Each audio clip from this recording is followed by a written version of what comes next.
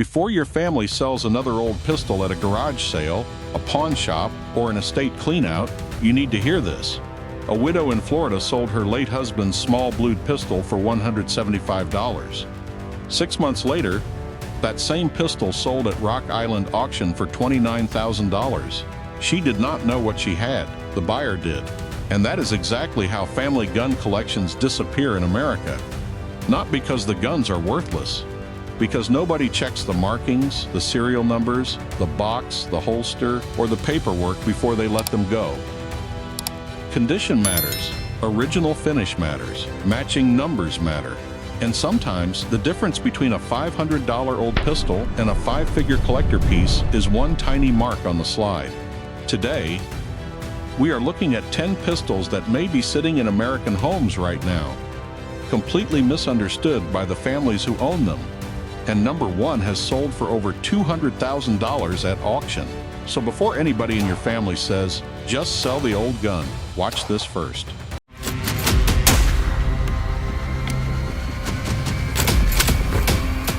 At number 10 is the Smith and Wesson Model 39. This is the first American-made double-action 9mm semi-automatic pistol, and it is one of the guns most people walk right past because it looks like just another old-duty pistol. It is not. Smith and Wesson introduced the Model 39 in 1955. At that time, no other American manufacturer was building a double-action semi-auto in 9mm. Colt was still tied heavily to .45 caliber pistols. The Model 39 was a real risk in the American market, and it mattered. The United States Navy SEAL teams later used a suppressed version known as the Mark 22 Hush Puppy during Vietnam. That connection puts the right Model 39 into a very different lane from a normal old Smith automatic. Production ran from 1955 to 1983. The early guns, especially pre-1970 examples, are the ones to watch.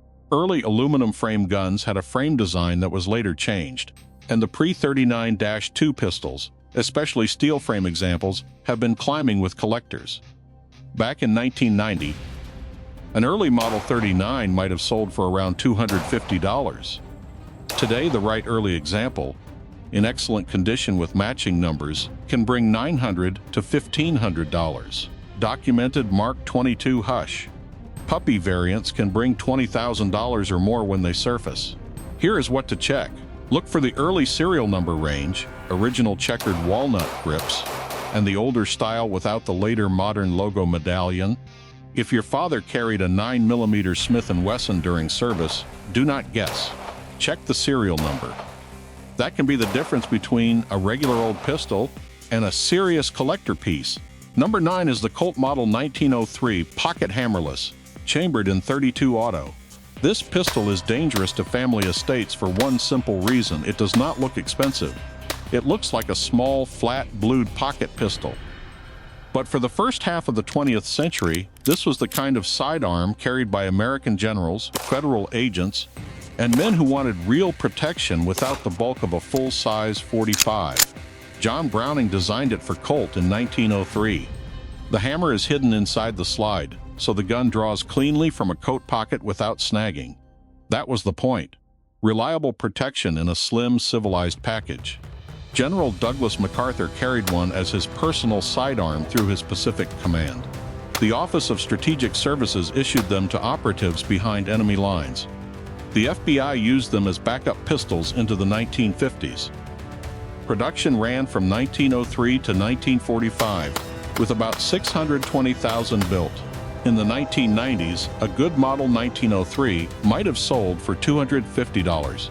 Today, a correct original finish example can bring $800 to $1,800. The big money examples are the General Officer issue variants, officially presented to American generals during World War II, and often engraved with the recipient's name. Those have crossed $25,000 at auction. The identifying mark is on the slide. Colt Automatic Caliber 32 Rimless Smokeless. Pre-1945 guns have early Hartford, Connecticut markings. If your grandfather had a small flat Colt in the nightstand, do not treat it like a random pocket gun. Get it checked. Number 8 is the High Standard HD Military, chambered in .22 long rifle. Most people see a 22 target pistol and think plinker money. With high standard, the address on the slide can change everything.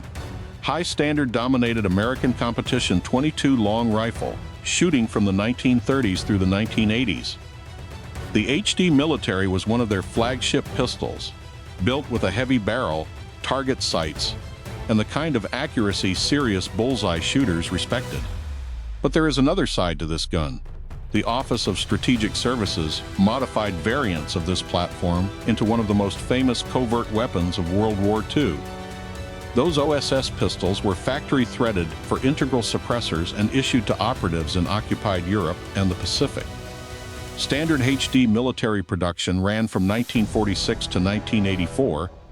When the original High Standard Company filed for bankruptcy, the guns collectors care about most are the pre-1976 Hamden production examples. The later East Hartford guns are not valued the same way. In the 1980s, an HD military might have sold for $200. Today, an original Hamden production pistol, with original target sights and original grip springs, can bring $1,100 to $2,200. The OSS-marked suppressed variants are in another world entirely. At specialist auctions, those can bring $15,000 to $40,000. Look for the slide marking, High Standard Manufacturing Corporation, Hamden, Connecticut, USA. East Hartford markings mean a later, less valuable variant. The barrel should be a heavy bull profile, usually 6 3/4 inches or 7 1/4 inches. So if your family safe has an old 22 target pistol in it, look closer. A pawn shop price is not a collector appraisal. Number 7 is the Colt Woodsman First Series. Specifically, the pistols made between 1915 and 1948, often called the Pre-Series Woodsman. This one matters because it sits at the intersection of John Browning design, Colt craftsmanship, and American family shooting history. A lot of these guns were not bought as investments. They were bought to teach somebody how to shoot. That is why people miss them. John Browning designed the Woodsman for Colt in 1915. It became the world's first truly successful semi-automatic 22 long rifle pistol. American competitive shooters used them. Young shooters learned marksmanship with them. A lot of fathers and grandfathers had one. The First Series Woodsman has a distinct frame, with a smaller grip and a different mainspring housing than later production. The bluing has that deep Colt look. The trigger was hand-fit, and on a clean example, you can feel the difference. First Series production totaled about 180,000 pistols over 33 years. In 1990, a First Series Woodsman might have sold for around $300. Today, a correct First Series pistol in excellent condition, with original grips and original bluing, can bring $1,300 to $2,500. Match target First Series examples with documented competition history have crossed $5,000 at auction. Here is what to look for. First Series Woodsman pistols have a thumb safety on the left side and a magazine release on the bottom of the grip, not on the side. The grip frame is smaller than the second and third series. Original grip panels are checkered walnut with the rampant Colt medallion. This is not just an old range pistol. It may be a piece of family shooting history that collectors are finally waking up to. Number 6 is the Smith and Wesson Model 41, chambered in 22 long rifle. Serious target shooters understand this pistol immediately. It was not built to look tactical. It was built to shoot clean.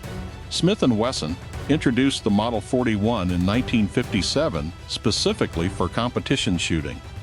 Olympic shooters used it through the 1960s, 1970s, and 1980s. National level shooters used Model 41s at Camp Perry. The reason it matters is the build quality. Smith and Wesson hand-fit each Model 41 barrel to its slide at the factory. Barrels were offered in 5 1/2 inches, 7 inches, and 7 3/8 inches with the heavy barrel profile. The pre-1980 pistols are especially important because the fit and finish on those early guns is not the same as later cost-reduced examples. In 1995, an early Model 41 might have sold for $450. Today, a correct early gun with matching barrel and slide, original wood grips, original case and paperwork can bring $2,200 to $4,500. Documented competition pistols with national championship provenance have crossed $8,000. And with Model 41 production reaching the end of the line in recent years, clean early guns with boxes are getting even more attention. Look for the early Smith and Wesson roll mark on the left side of the slide. Early guns often have smooth walnut grips. The original blued finish has a polish and depth that later guns do not always match. If you have a Model 41 from your father's competition days, do not separate the pistol from the case. The complete package can be worth far more than the pistol by itself. Number 5 is the Browning Hi-Power, Belgian-made, pre-1986.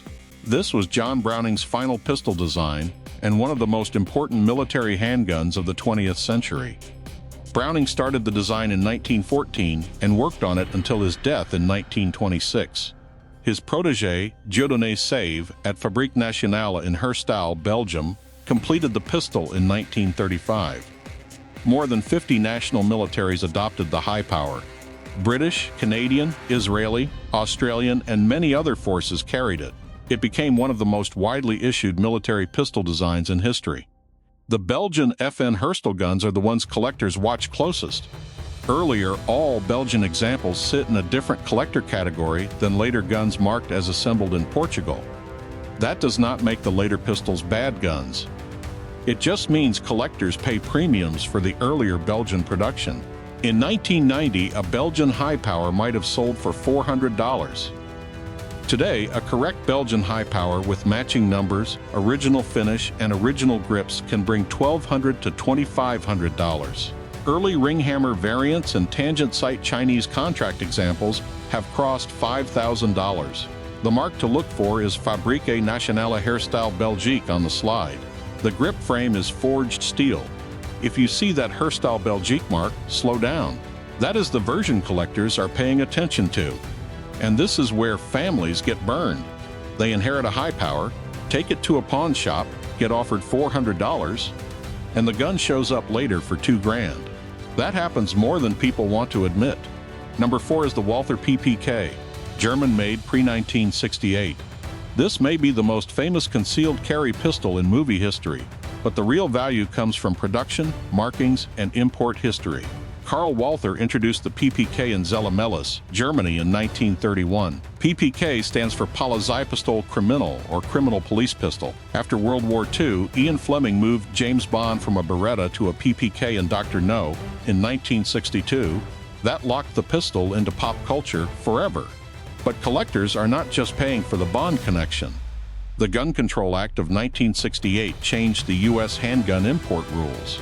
The original German PPK did not fit the import system the same way, which is why the slightly larger PPK/S became the workaround for the American market. That made original German PPK pistols a closed and highly watched category. In 1990, an original German PPK might have sold for around $500. Today, a correct pre-1968 German PPK in excellent condition, with matching numbers and original German proof marks, can bring $1,500 to $3,500. Wartime German military marked examples, with eagle over N proof marks and acceptance stamps, can bring $4,000 to $9,000. Hitler's personal PPK sold for $114,000 when it surfaced at auction. Look for markings like Karl Walther Waffenfabrik Zella-Mehlis on earlier guns.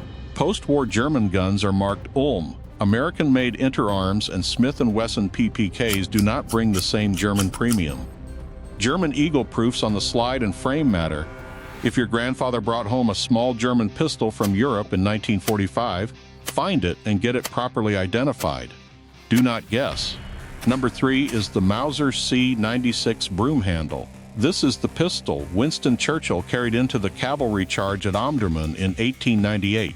It also armed Bolshevik revolutionaries, Chinese warlords, and German officers across 3 continents and multiple wars. Introduced in 1896, the C96 was one of the first commercially successful semi-automatic pistols in the world. Everything about it is recognizable. The grip shape gives it the Broomhandle nickname. The integral box magazine sits forward of the trigger guard. The wooden shoulder stock holster is one of the most iconic accessories in firearms history. Mauser production ran from 1896 to 1937, with about 1 million pistols built. But with these, the variant is everything. The Red 9, chambered in 9mm parabellum during World War I and stamped with a large red number 9 on the grip, is the most common collector variant. Original 7.63 Mauser pre-World War I pistols sit a tier above that. Then you have Bolo variants and Schnellfeuer fully automatic variants, which are in a different category entirely. In 1990, a standard C96 might have sold for $600. Today, a correct pre-war example with matching numbers, original finish, and the original wooden holster stock can bring $2,500 to $6,000. Documented Imperial German military examples can bring $8,000 to $15,000. Transferable Schnellfeuer machine pistol variants, when they appear, can cross $30,000. Look for Waffenfabrik Mauser Oberndorf am Neckar on the left side of the frame. The serial number appears on multiple parts, and those numbers need to match. The wooden shoulder stock holster, when present and matching, can add 50% or more to the value. With these old military pistols, documentation and legal configuration matter. Do not guess your way through it. Number 2 is the Luger P08. This may be the most collected, most studied, and most recognized semi-automatic pistol in the world. Georg Luger designed the toggle action pistol in 1898. The German Army adopted it in 1908. The Luger served as the standard German military sidearm through both world wars. American soldiers brought Lugers home as trophies. More Lugers came back to the United States after World War II than almost any other captured pistol. A lot of them are still in dresser drawers, attics, and forgotten safes. With Lugers, the numbers are the ballgame. Standard 1914 Imperial military Lugers are the base level. Naval variants with 6-inch barrels and naval markings bring major premiums. Artillery variants with 8-inch barrels, drum magazines, and detachable shoulder stocks are another tier. Precis Lugers and 42 marked Mauser Lugers from early World War II production can bring serious money. DWM Lugers, made by Deutsche Waffen- und Munitionsfabriken, are the original maker guns and are considered the gold standard. After 1942, German Luger production effectively ended. Every authentic German military Luger today was made before 1945. That supply has been shrinking for 80 years. In 1990, a standard DWM Luger might have sold for $450. Today, a correct matching number DWM Luger from World War I, in excellent condition with original finish, can bring $2,500 to $5,000. Naval variants can bring $8,000 to $20,000. Artillery variants with original drum magazines and matching stocks can bring $15,000 to $35,000. Documented presentation Lugers, engraved for military officers or political figures, have crossed $75,000. Look for matching serial numbers on the frame, barrel, toggle, breech block, grip safety, and side plate. One mismatched part can cut value by 30 to 50%. The chamber, date above the barrel, tells you the year. Look for manufacturer markings like DWM, Erfurt, Mauser, and Simpson on the front toggle. If your grandfather brought home a Luger in 1945, open the box and look for the holster, spare magazine, capture papers, and anything that stayed with it. Do not clean it. Do not refinish it. The bringback Luger may be the most common piece of family firearm wealth sitting unrecognized in American homes. Number 1 is the factory engraved presentation Colt semi-automatic pistol. This is where the air gets thin. We are not talking about a nice old Colt anymore. We are talking about documented factory work, master engravers, real provenance, and money that can change a family estate.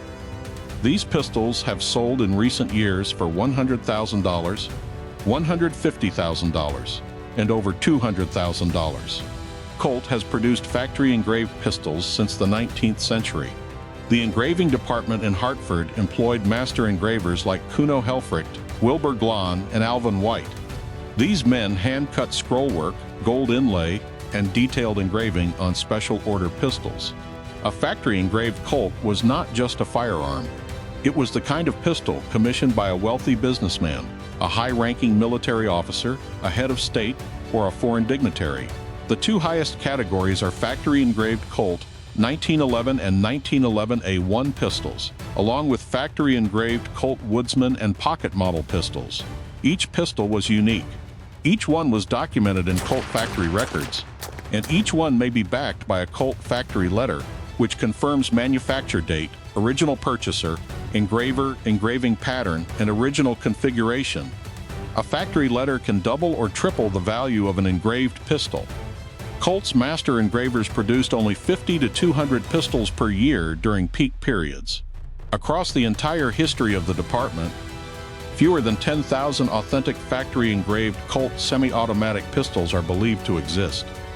Only a small percentage remain in collector-grade condition with original finish, original ivory or pearl grips, and complete documentation. The price climb is serious. In 1985, a factory-engraved presentation Colt might have sold for $5,000.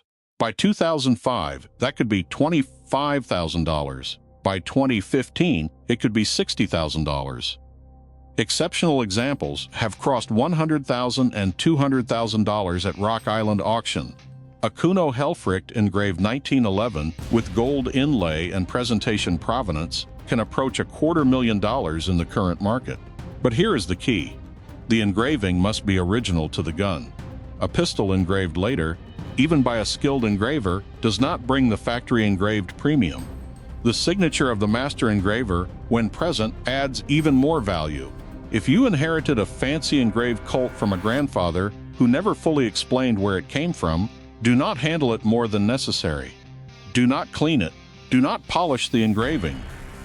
Contact the Colt archive and request a factory letter. That letter may tell you whether you are holding a $5,000 pistol or a $250,000 piece of American craftsmanship.